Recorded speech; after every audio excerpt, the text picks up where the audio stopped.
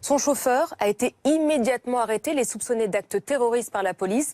2 piétons ont été blessés. L'enquête, elle a été confiée à la police antiterroriste. On retrouve tout de suite sur place notre envoyé spécial à Londres, Jérémy Père. Jérémy, alors le périmètre de sécurité a été réduit.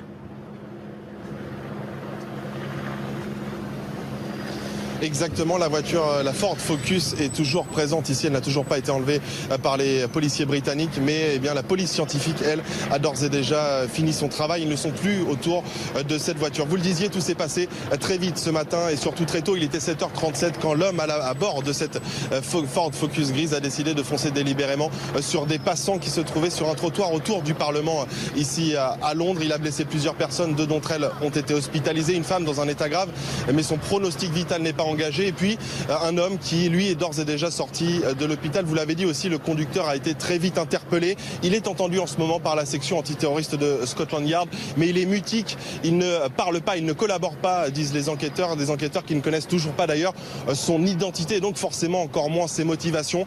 Ils sont sûrs d'une seule chose, c'est que cet acte était délibéré et ça corrobore évidemment les premiers témoignages que nous avons pu avoir. L'enquête va donc devoir déterminer plusieurs choses maintenant. La première, eh bien, l'identité de cet homme, la seconde, ses motivations et enfin savoir s'il a pu bénéficier d'éventuelles complicités ou non.